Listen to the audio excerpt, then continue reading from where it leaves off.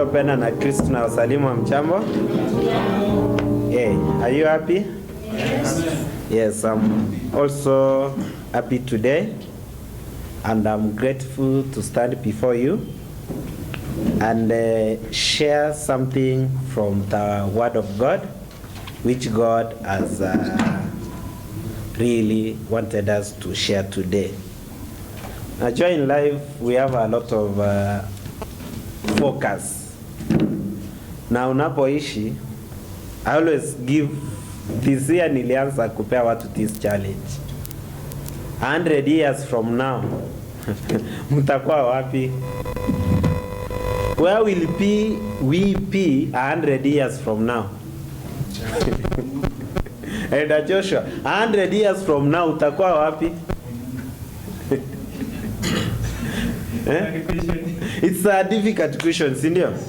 But do we know that 100 years behind kuna watu walikuwa? Do you know that there are things they did those 100 years, sindio? Some of them are recorded in history, na zingine bado hazijarekodiwa, so we cannot be able to know.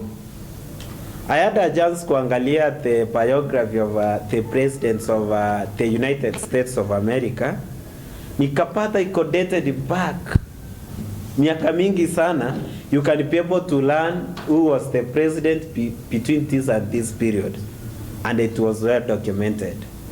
But a country like Kenya, utapata ya kwamba kuna mtu alidiscover that Kenya was there. Sasa unashindwa, mtu anadiscover that Mount Kenya was discovered. You know that's a discovery, isn't it? But really, when you discover something that was not created. So it's a challenge to me and you that miaka 100 iko mbele, labda utakuwa wengine 50 years from now watakuwa wamepumzika. And God willing, if God comes tomorrow and then other times from now, maybe tutakuwa tumeenda mbinguni na yeye, na the world itakuwa imeisha, si ndio? Then maybe tutarudi duniani tena kuishi katika nchi ambayo iko na furaha. So today nilipenda tu sisi kama Wakristo tujifundishe maneno machache tu ambayo yanaitwa the formulas for success. The formulas for success. Mimi ni Mkristo, ni njia zipi ambazo ama ni mikakati ipi nitakayoitumia katika Ukristo wangu ili niweze kufanya nini? Kufaulu. Because kila mtu hii maisha anakaa, we want to be successful. Hakuna mtu anataka awe ameanguka. So before we do that, naweza kuomba ndio tuweze kuanza kwa pamoja. Our gracious Master who art in heaven, Lord, I want to thank you because of your love, mercy, and care that you granted us. As we are going to study through your word, guide us and lead us. For in Jesus' name we do pray and trust. Amen. Asante sana. So, nataka tu we begin from defining who is a successful person. So, if someone is successful, is the one who has lived correctly, he has loved frequently, and he has loved much. Yaani ni mtu ambaye ameishi maisha makamilifu. Hiyo ndio jambo la kwanza. Mtu ambaye amecheka frequently. Yaani ni your life unapata unafanya nini? Unacheka. Kupitia hapo sasa wewe ni mtu ambaye umependa. So 3 words define success.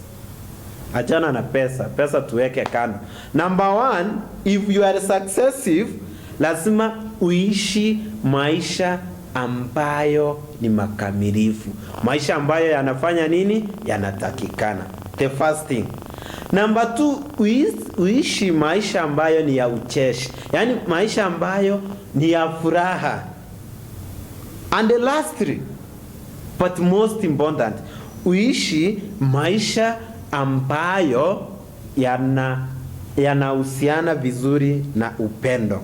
So the one who never stopped taking advantage of the beauties of the heart or praising them. Yani you are successful kwa sababu wewe unapoona the beauty, unapoona inchi, unapoona maumbile, wewe you always take advantage of the maumbile.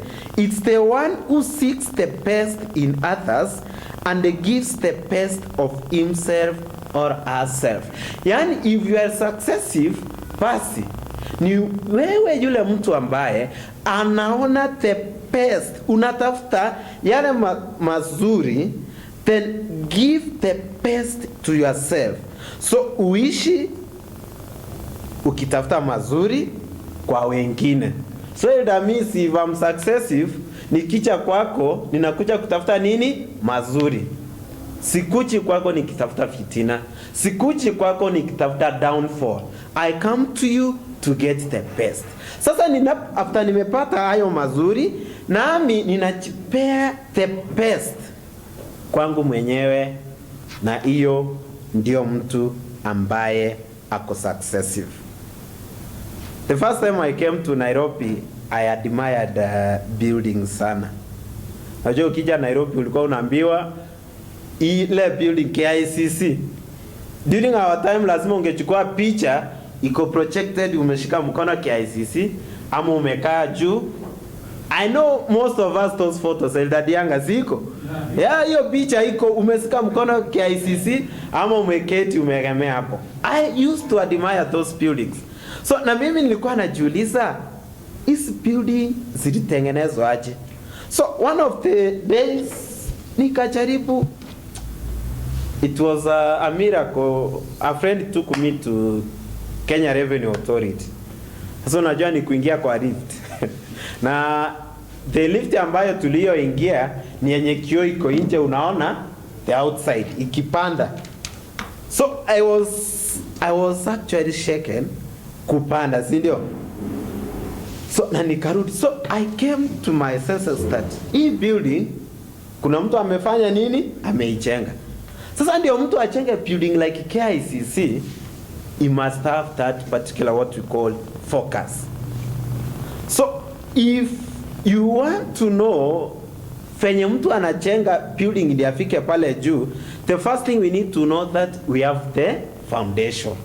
So mchenzi wa hii nyumba hata hii alipokuwa anaijenga, hakujenga ya kwamba atamalizia hapa. He had a focus that I want to lay a strong foundation yenye itanifikisha wapi? Kule juu. That's the same issue with here. So I want to share with us 6 principles of success in a very brief moment ndio tumalize. But what does the Bible talk about success? The book of Colossians chapter 3 verse 2. If we want to succeed, what do we need to do? The book is Colossians chapter 3. Colossians chapter 3 verse 2. My Bible says, set your affections on things above, not on things on the earth. That ukitaka kufaulu, affection yako ufikirie vitu ambapo ziko wapi? Ziko juu. Set your mind on things above, not on things on earth. So in these days, so when so many degrading actions happens to your life, usiangalie zile vitu ziko hapa chini. Uangalie vitu ziko wapi? Juu. Then you will be successful. So the first principle of success is never downward. Namna gani wa Kristo? Never downward. There was a great beggar ambaye alikuwa na walk in the streets akiangalia chini. Yeye hata hataki kujua who is next. Yeye akitembea tu ako focused wapi? Chini. So it came to one mind, mtu mmoja akamuuliza, mbona unaangalia chini kila wakati, wewe auangalii juu, hautaki kuona someone? So huyo mtu akamwambia, the beggar told him, 10 years ago, how many years? 10 years ago, nikitembea nikiangalia chini nilipata a very valuable watch.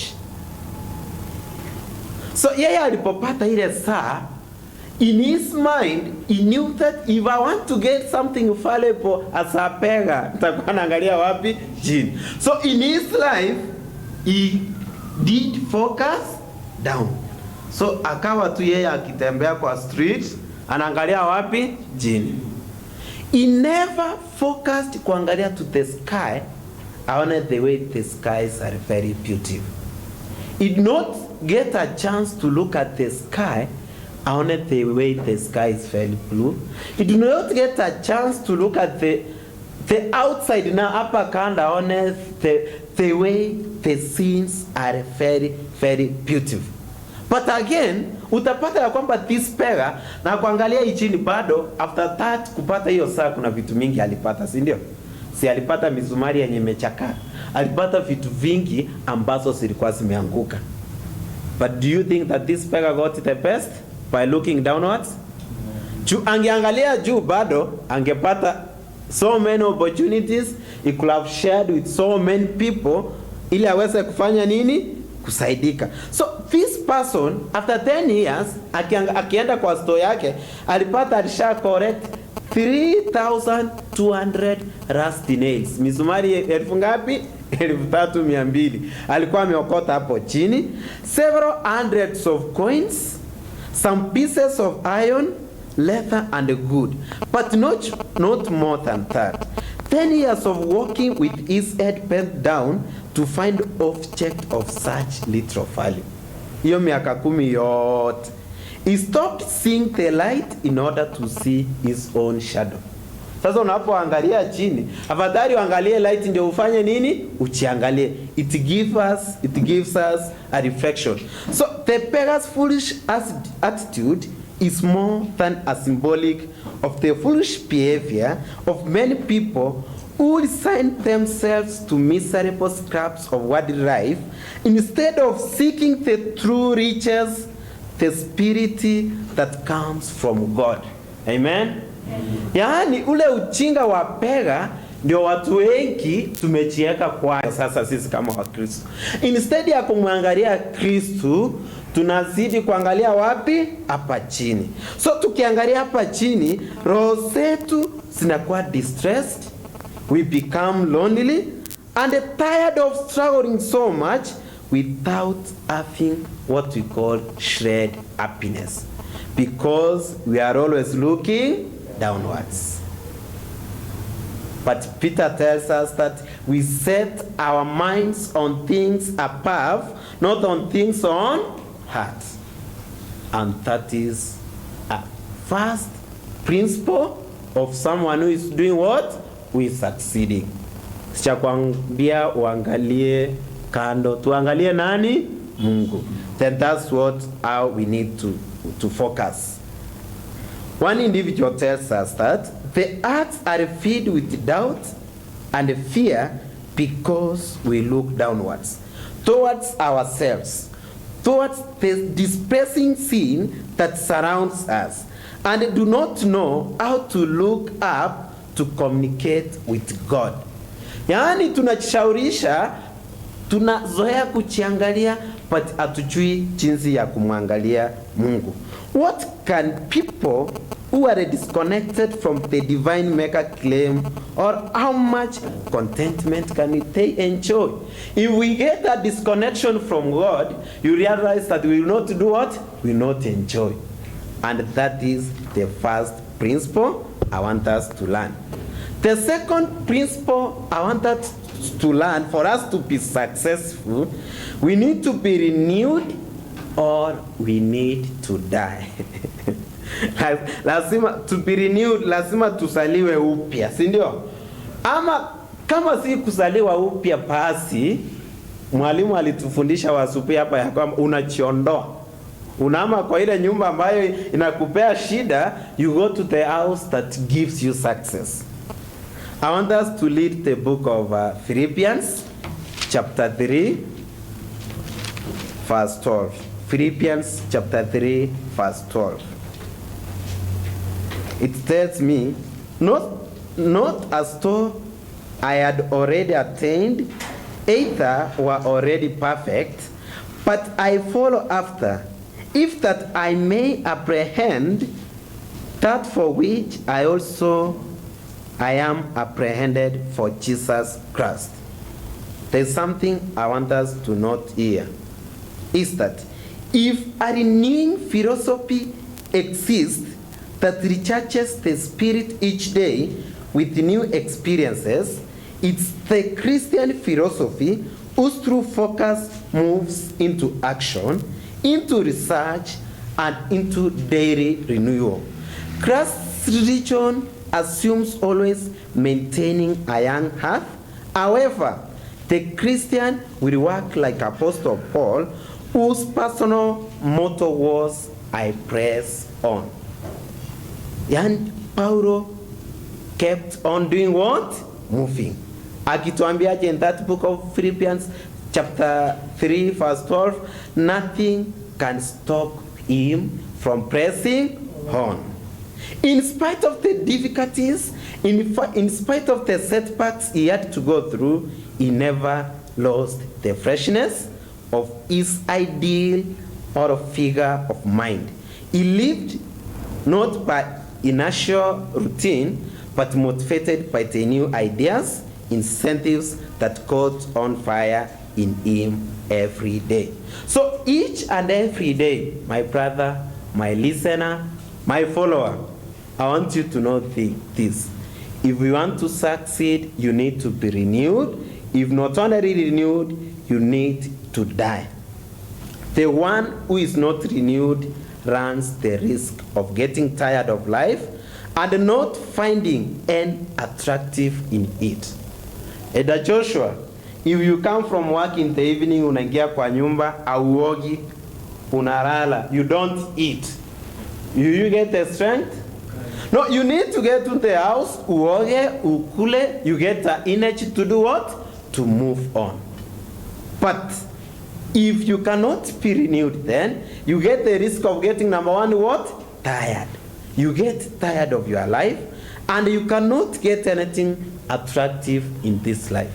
Ndio maana unasikia mtu anasema, elder, mimi nimefanya nini? Nimechoka na hii maisha. Naomba tu mkuje mniombe. Hivyo tu. Because we don't, or we are not ready to be renewed. That's the first thing.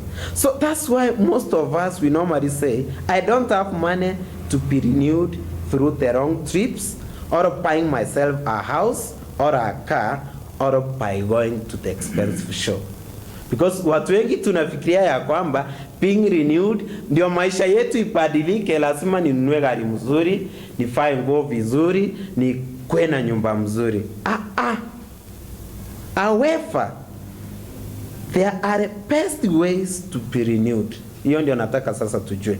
No, it is the little details of life that the best and the most refreshing incentives of the human spirits are found. Little details. Ukiamuka unashukuru Mungu. Nilikuwa naambia mtu ya kwamba when I was a youth in this church, there's a time sikuwa na pesa. So I used to quarrel with myself sana. I used to look at people, I admire them. But nikasoma sama ya mtu akaniambia ya kwamba even if you left the house, well, spread kitanda. And that means you spread the bed. Ukispread kitanda ikae vizuri, ufunge mlango, ufanye nini? Uende. At least if you come to the house, you get the bed well spread, waiting for you to retire to the bed. Amen? Because sasa utakuwa umepata a little detail mahali ambapo unafanya nini? Unajicomfort. Umerudi umepata kitanda iko well spread, and in the real sense you get a very comfortable place to do what? To be ama to rest. So those are still sensitive to the innocent smile of a child. Yaani sasa unapopata kitanda imetandazwa vizuri, kitanda iko sawa sawa, hata ile stress umepata throughout the day haitafanya nini? Haitakuwa. That's the very best. So you can renew your life through that particular small details. So those who still, despite old age, seek good reading matter and keep their minds open to the learning will discover that life never comes to a standstill and is always renewed. So we usikae pale ujue ya kwamba maisha inasimama. Maisha inazidi kufanya nini? Kusonga. So it's you to be renewed each and every day. That's the second principle of what? Of success. The first principle tulisema never downward. Usiangalie chini. Ya pili tumesema namna gani? Be renewed or die. Paul kept on moving. That's from the book of Philippians chapter 3 verse 12. What does the book of John chapter 6 verse I think it's 63. John 6:63 inatuambia aje? John 6:63. Yes, Biblia inasema hivi. Yes. Nimefika 63. Biblia ya Mwenyezi Mungu inasema hivi. Yes. 63. Biblia ina yayo uzima. Mwili haufai kitu. Maneno hayo. Naomba let him read for us. Yes. Okay, inasema roho ndiye haitiaye uzima, mwili haufai kitu. Maneno hayo ndiyo waambia ni roho tena ni uzima. Yes. There is then no better stimulant of our soul than practicing with faith the discipline or sublime teaching of our master Mungu. Anasema aje? The word that I speak to you are the spirit and they are alive. Yaani ndio tufaulu katika maisha yetu yale maneno ambayo roho wa Mungu anafanya nini? Ananena nazi. Hayo maneno ndio yanatuongoza na yanakaa like a stimulant. It's like a stimulating factor in our life. Only Yesu mwenyewe ndiye anatuambia. So for us, we need to be renewed in Christ for us to be successful. Number 3, constant improvement. That's principle number 3. For you to be successful, we need to do what? To have that what we call constant improvement. Kuna mtu mmoja aliulizwa, he was an artist. Alikuwa anachora vizuri sana. Akaulizwa, umechora picha mingi sana. Which one do you consider the best? Mnajua alisema aje? He said the next one. Alisema aje? The next one. Na hiyo next one already achafanya nini? Achaichora. Akaulizwa why? Akasema each and every day when I draw, I get an improvement. A new idea, that's what comes in. So with him, he believed that for me to be successful in whatever I'm doing, I need to do what? To have that constant improvement. If we worked well yesterday, what can stop you from working better today? Mtoto wa Mungu, kama ulifanya vizuri jana, kuna yenye itakuzuia usifanye vizuri zaidi leo? So you need to do what we call constant improvement. So the next one. So this is incredible at first glance because his work of this man who said that the next one will be the most improvement, alikuwa anajua ya kwamba yet he had not achieved the best of himself. In history we are told that the man who invented the bulb did so many trials up to around 90 something, but people were constantly asking him, why are you not giving up? Anawaambia, because nilikuwa nimeanza safari na mahali nimetoka ni mbali. I need to do what? I need to move and move on. So the painters taught all the teaching of great human value. We haven't seen many people who are too satisfied with what they do. Why? Because they believe that there's something they need to conquer, there's something they need to do, and yet they have not done it very well. So, what then do we need to do as Christians? First thing, we need to do what we call learn the curve of our progress. Unapoanguka, you don't need to run away. That's why most of us, we learn from the church simply because we don't believe in improving our spiritual life. Mtu mzee wa kanisa anapokuuliza swali, you feel aggrieved, you learn out of the house of grace, unaenda pale nje ukidhani umekimbia mahali ambapo kuko salama. But you forget that in the house of God, that's the house that we need to get or to achieve grace that comes from heaven. So there is also good for the work of perfection, the character that is achieved through one's life. So for us to achieve a good Christian character, tusikimbie from our downfalls. Let's persistently keep on improving, keep on maintaining the curve until we reach where we are. But as Christians, we normally fall short.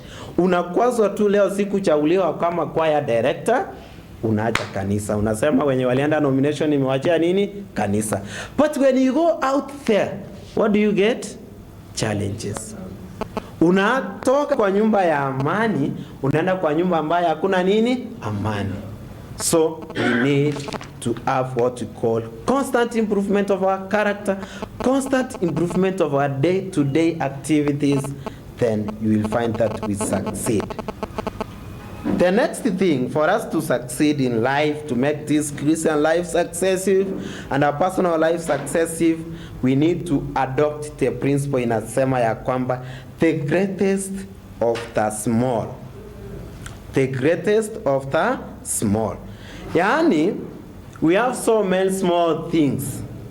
But amongst the small things that affect our life, utapata ya kwamba there is something great amongst those small.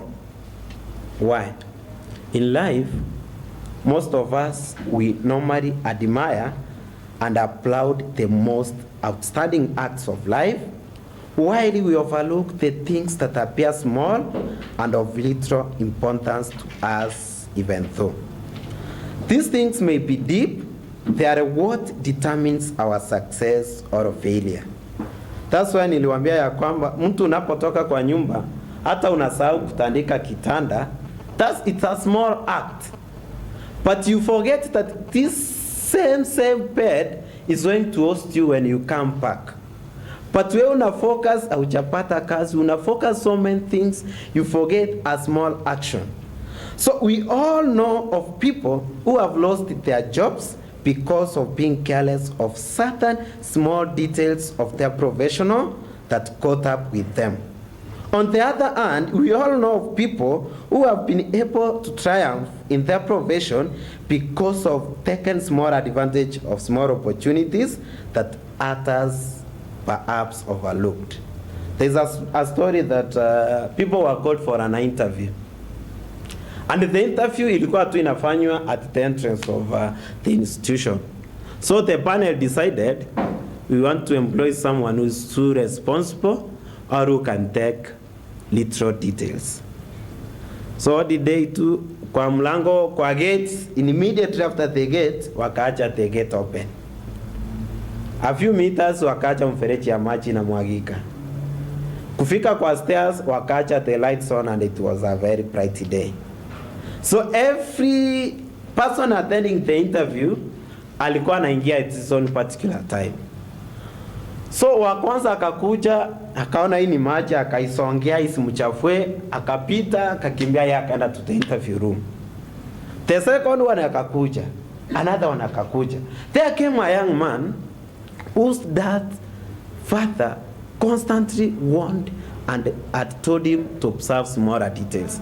Akipata nyumba light imewashwa na hakuna mtu anatumia, alikuwa anamnyorosha. Akipata maji na mweka kwa tap, alikuwa anamwambia mbona hujazima hii? Akipata mlango kwa wazi anamwambia mbona umeacha mlango wazi? So when the boy came, akapata mlango iko open, akafunga. Akapata maji na mwagika unattended, akaenda akafunga tap. Because he realized that this is wasting resources. Alipofika kwa stairs, akapata some lights are unutilized. Yeye akafinya hizo lights switch off. So when the panel called all of them, wakawafungulia the videos, they were watching them from a CCTV kwenye kila mtu amekuja. Wakawambia interview imefanya nini? Imeisha. The manager we wanted is here. Why? Because this young man did the greatest of the small. Of course, he was going for an interview. He was well dressed, but there are small details in life that we people forget. As a Christian, you forget to greet a guest at the entrance of the church. You forget to assist your neighbor, mnatoka na yeye nyumba pamoja, then you come to church and donate a lot of money. Umesaidia? So we need to begin with the little and small things in our life.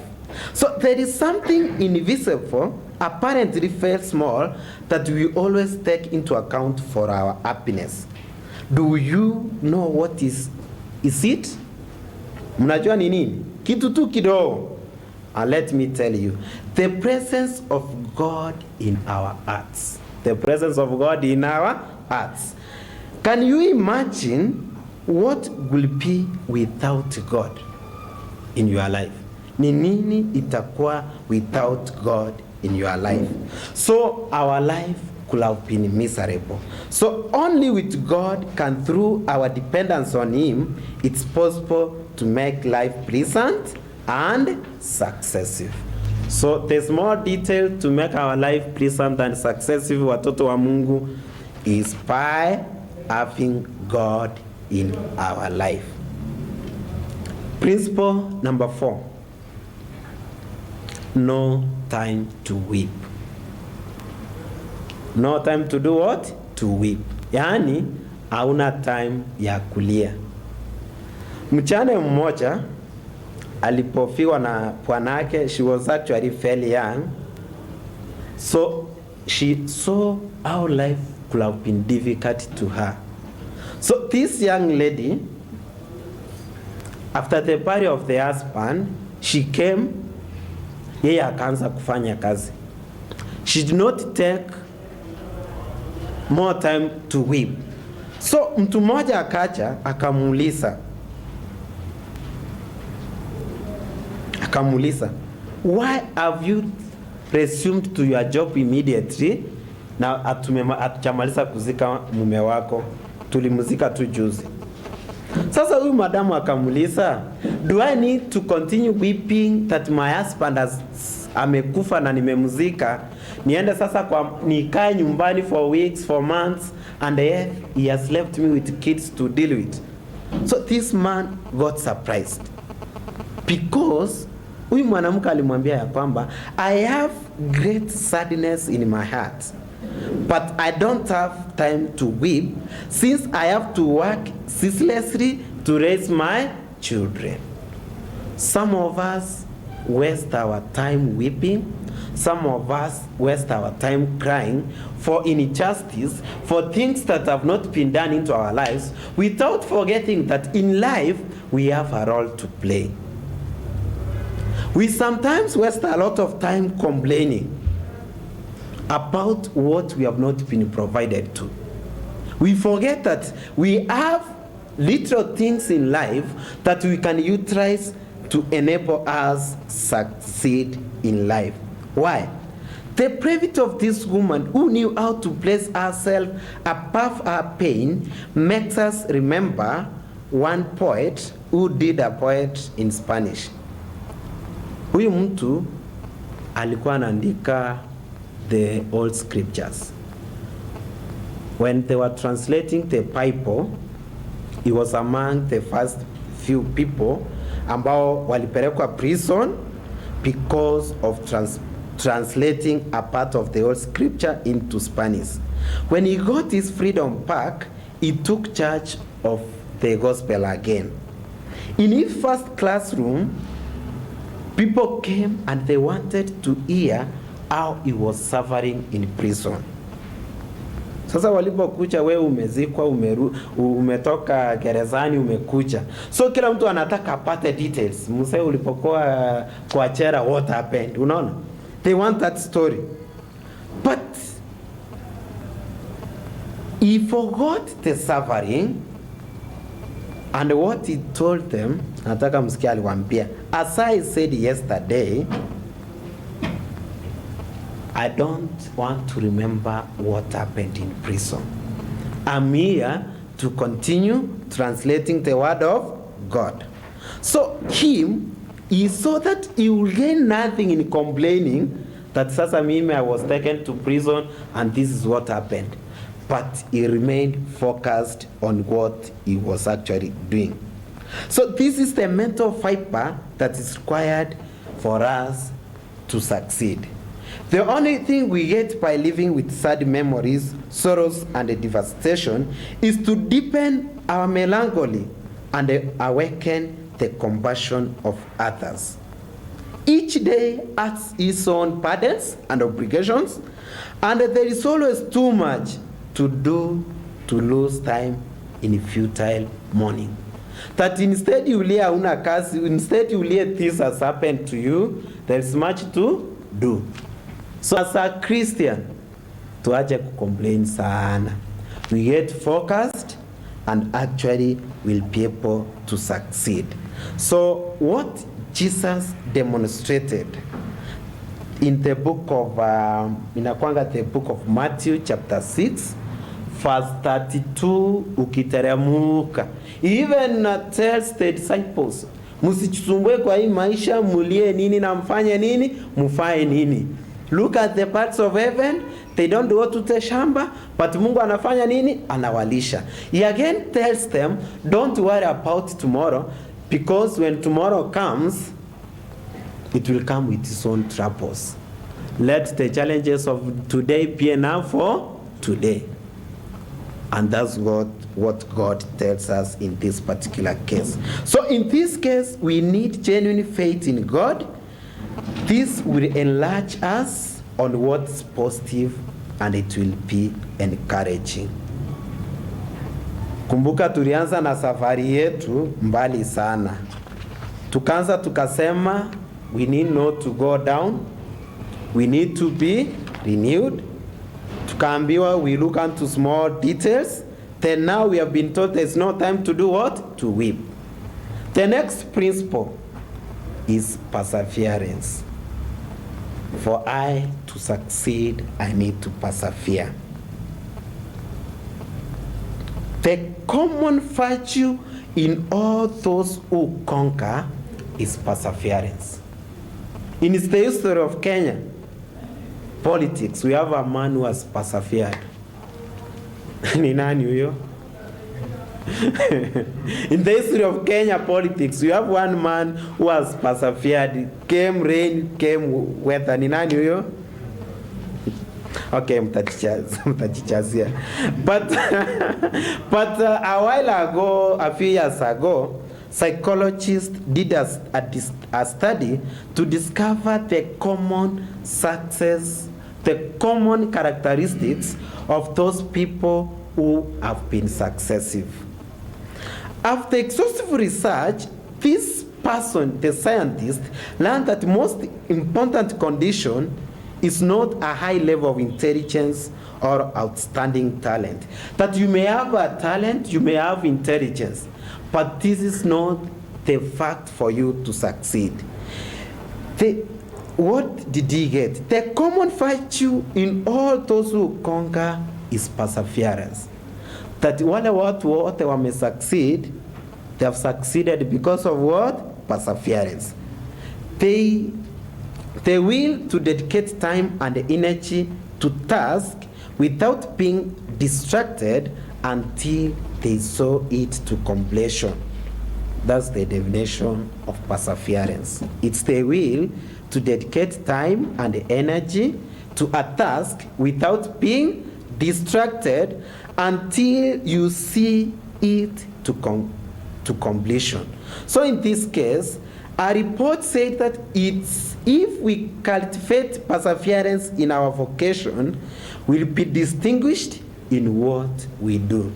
You can't be a good lawyer, you can't be a good accountant, you can't be a good pianist, you can be a good singer, you can be a good business person, but without you persevering, you cannot what? You cannot succeed. You can only be doing your business, you can only be doing what you are doing, but remember, we need to actually succeed in our lives. So there's one king in his house, alikuwa devastated in life. Alikuwa amejaribu kufanya 1 2 3 akashindwa. Then he saw an ant climbing the wall. Akakasirika nayo, akaifuruta chini. Ant ikarudi ikaanza kupanda the same wall. Mzee akaiangalia, akaifuruta tena, akaifuta chini. The ant again climbed. He did it 8 times. So the 8th time, this man gave up. Akasema, let me see what the ant will do next. Ikapanda, ikapanda, ikapanda, ikapanda, na ikaenda. So, and every time ilipopanda, the king looked at it now with a good intention. He wanted to learn at this particular ant. Imefanya nini? With the admiration, the king said from his mouth, I will imitate it and I will conquer. To this day, this particular king, after his death, the king by the name Tamerlane, uende uangalie kwa in your dictionary, continues to be remembered as a great conqueror. Why? The fact in life is that we often fail where we could have triumphed through lack of perseverance. The book of Proverbs, chapter 24, verse 15 and 16. The Bible also talks about perseverance. 24, and who are those who conquer? 24 verse 15 and 16 inaniambia hivi, lay not wait, O wicked man, against the dwelling of the righteous, spoil in his lasting praise. For a just man falleth 7 times, and riseth up again, but the wicked shall fall into mischief. Yani, a righteous man may fall how many times? 7 times, and do what? Rise again. But a wicked one, akianguka amefanya nini? Ameanguka. So if we can see souls besides us without the will to go on by trusting God, we can have encouragement necessary to overcome all faults until we reach to our God. So we get focused to God, tumfuate Yesu, then we see the souls beside us without the will to go on, but trusting in who? In God. Then at the end of the day, we can have the encouragement necessary to overcome and fall until we reach our goal. That's a very nice excerpt. So in this case, perseverance is very important into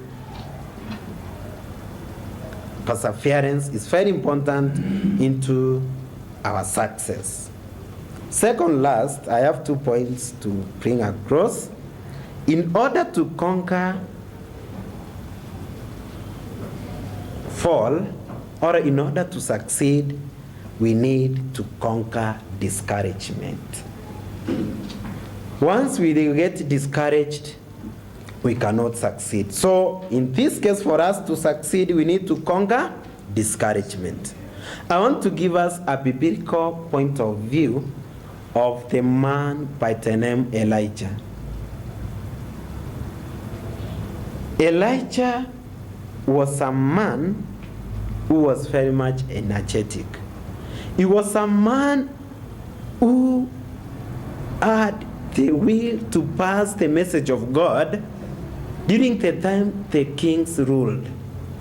And whenever you had to utter something that did not please the ears of the rulers, ulikuwa labda unateswa, ulikuwa unawawa. So these the times that Elijah went through. He had just done important works of spiritual cleansing amongst the people. He had dealt with difficult moments, but there's something that Elijah felt to a point that Elijah wanted to die. When he wanted to die, he did 4 things in life. And this is what I want us to take. Number 1, he rested. Akakimbia, alipumzika wapi? Ilikuwa in a cave. After kujificha ama kupumzika pale, he ate. Si ndio? Si Elijah alikula? Aletewa mkate. After there, he prayed. After praying, what did he do? He went back to work. So, brothers and sisters, don't get discouraged. Number 1, fanya kazi vizuri, but after kazi fanya nini? Pumzika. After kupumzika, pray to your God. After praying to your God, pumzika, kula, omba Mungu, rudi ufanye nini? Ufanye kazi. So when you do this continuously, each and every time, you completely recover and get strengthened. The only thing that ina make tusifanye kazi vizuri, it's when you get linked to fatigue and the lack of what you call physical strength. If I don't have the physical energy, I cannot move on. That's why the devil again anatempt Jesus. Anamwambia sasa umekaa miaka mingi hauna nini? Hauna chakula. But Jesus tells the devil namna gani? You cannot live on bread alone. So there is a relationship between you getting the energy and being successive.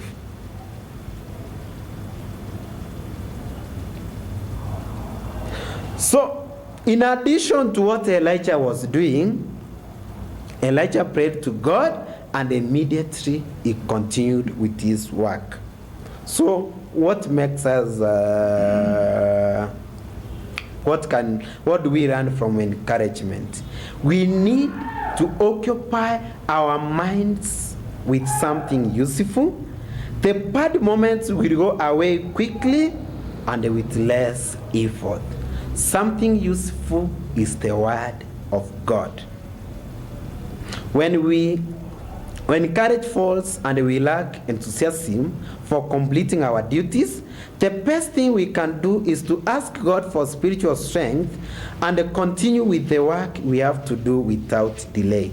The more we dwell on our depression, the more we get depressed. However, if we occupy our minds with something useful, the bad moment will go away quickly and with less effort.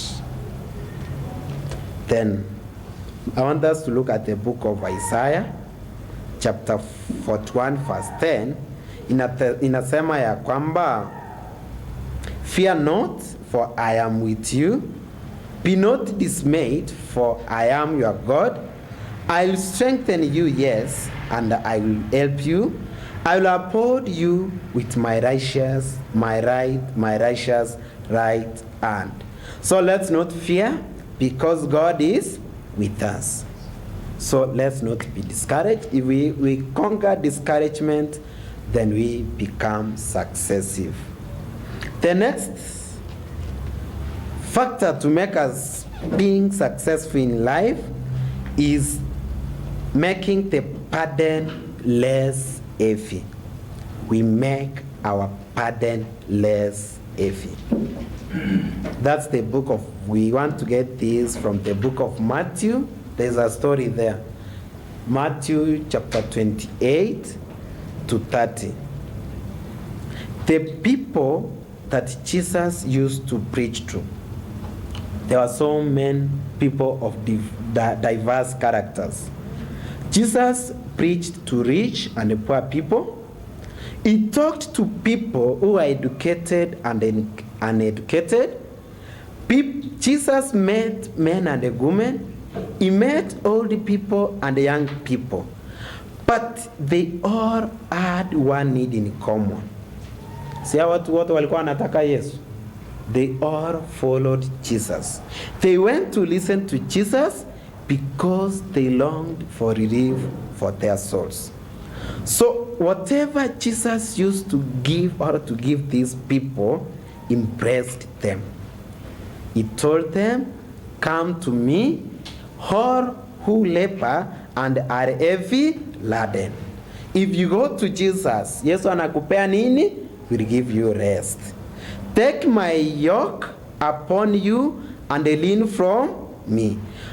Kwa nini? "For I am gentle and lowly in heart, for you will find rest for your souls. For my yoke is easy and my burden is light." This is what Jesus told the followers who followed him.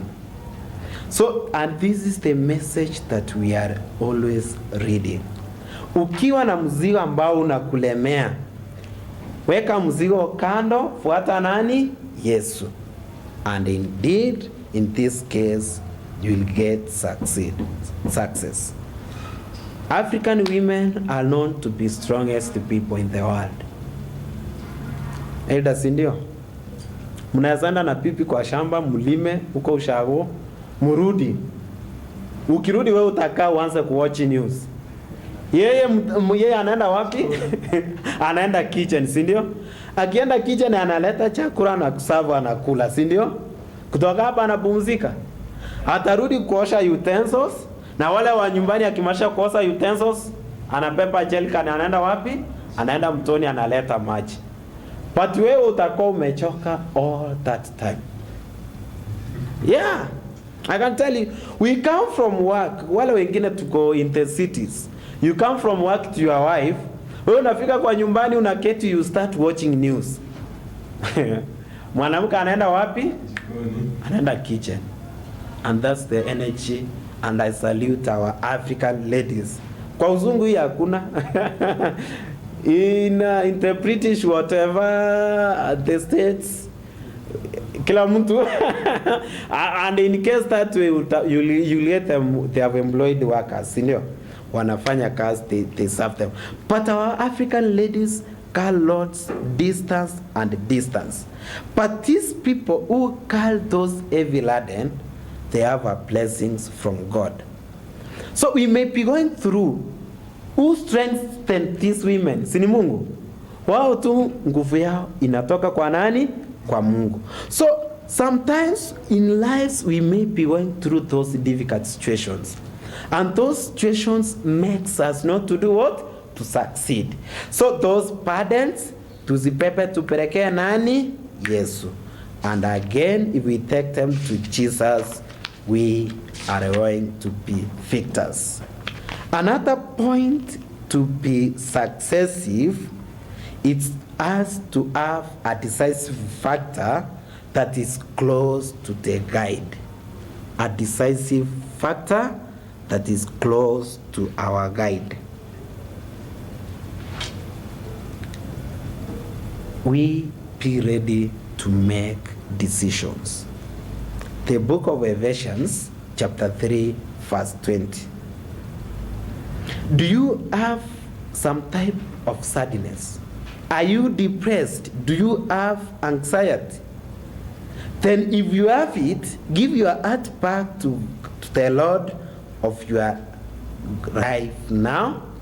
Trust your all things to Him and ask Him to give you back the happiness of living.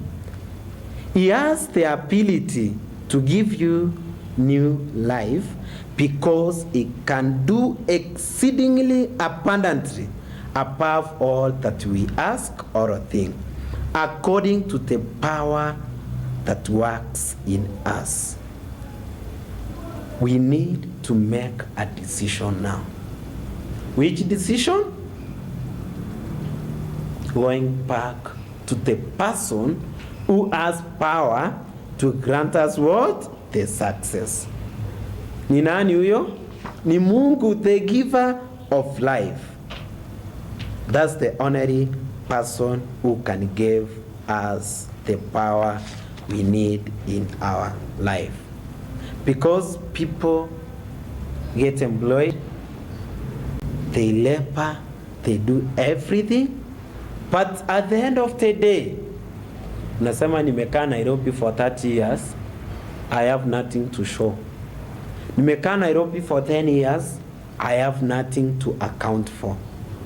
The reason being, we normally do it alone without profound belief in God. But if we talk to God, who is the close guide of our lives, then my brother, my sister, will get a best formula of being successive in life. Who is your guide? Umeenda internship mahali, umepewa mtu akusimamie, akuonyeshe. You don't go there uanze kumfundisha kazi, siendi anakufundisha.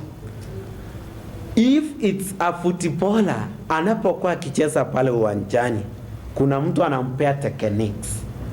So for him to score that goal perfectly, for him to defend perfectly, for David Rudisha to run twice a field na faulu, anafaa kuwa close to the guide, who is the coach. Ndio maana unaona mwingine anatoka mbio, anakimbia anachoka, si ndio? But you also see someone improving a bit by bit, na mnaona mtu anapi, alafu akiwa interviewed unasikia anasema I followed the instructions. Unashindwa hata kukimbia, kuna nini? Kuna instructions. Sometimes I was wondering, these people have talents, si ndio? Yani tu kuketi unaambiwa set go 100 meters, eti Paul akona coach. Anamwambia jinsi ya kufanya nini? Ni mtu akona talent, si ndio? But again, he has someone to guide him. Labda anamwambia uweke hii mguu ya kwanza, ndio ukisimama unasimama na mbio, si ndio? I came to discover that all things have a guide. Hata ndege wanapoenda long distance. Have you ever Nairobi, there's things I miss in Ushago. Wale wanatoka Kisii, kuna wale ndege wanatembea pamoja, wanaitwa magonga. Urubrook, wale ndege wanatembea pamoja huko kwenu. Wanapita juu and they normally come in pattern. Mnajua hivyo? Ya kwanza inapita kamoja, tuwili, tutatu, alafu sasa inakuja kikundi ya kwanza. Have you ever looked at the shape of a magonga? Siko hivi, simetengeneza shape. And when I was reading somewhere, nikaambiwa ya the strongest ndizo zinakuwa pale mbe. So that zikitengeneza kavu, unapata watoto and those ones that are laying eggs wako katikati, unaona sasa? But still strong siko pale. Ndio baridi ikisigonga zinafanya nini? Zinazuia au wengine wanapata seli. But before that, kuna wale wanatangulia wa kwanza, the ambassadors. Wanapoenda wanaenda wakitengeneza nini? Njia. That's why zinaweza chukua 3 days to pass. Mnaona leo zimepita, zingine zinapita, they are headed towards one direction. I realized that they follow the track of the guide. So if you want to be successful, you need to be close to your guide. I'm finishing. I think I've done 1 hour. Those who followed the master did not make a mistake. Nataka sasa tuelewane. Those who followed the master did not make a mistake. Their trust was not disappointed. Yani sasa ulipofuata your master na ukamtrust, you are not disappointed. And their dependence on him was richly rewarded. Amen? So if you follow your master, number one, you will not get the disappointment. Number 2, apart from you getting the disappointment, you will never make mistake, Elder Joshua. Kwa sababu wewe uko na neema na uko na Mungu ambaye unafanya nini? Unamfuata. From there then, your dependence on him will be richly rewarded. And that's my prayer today, that if we have to get to that particular point, let's lay our foundation on those pillars. Tusiangalie chini kabisa. We keep on repeating, making each and every day a success in our lives. We lay down the burden. We make good decisions based on what the Master has taught us. And in the end, my brothers and sisters, we won't get that disappointment. Remember, success is not about riches. Success is not about money. Success is not about that expensive car. Success is not about you living hiyo maisha kubwa sana. Hapana.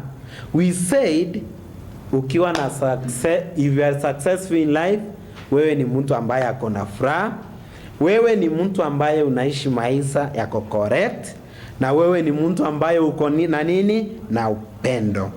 You are the one who never stopped taking advantage of the beauties of the earth or praising them.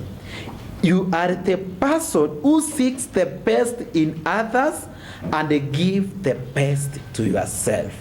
So maombi yangu to my listeners today is that, can you live and get the best in you? And that's when you become successive. Tukaanza tukasema tuangalie wapi? Juu. Tusiangalie wapi? Jini. Tukasema we renew our life each and every day. We do what we call constant improvement. We take the smallest value in our life. Then we should know that there's no time to weep. We need to have perseverance in life. Get encouraged to move on like Elijah. When the burden is heavy, tupelekee Kristo. Then lastly, we make a decisive factor and be close to our guide. Na Mungu atubariki. Amen. Ningependa kuomba ili tuweze kumaliza. Let's pray. Our kind and loving Master in heaven, God, we thank you because you've taken us through how to be successful in life. For us to be successful, Lord, we need to be happy. For us to be successful, we need to make good decisions.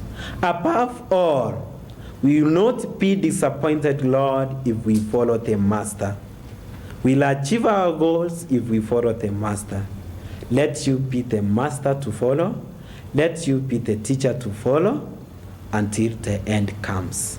For in Jesus' name we do pray and trust. Amen. Thank you, and God bless you.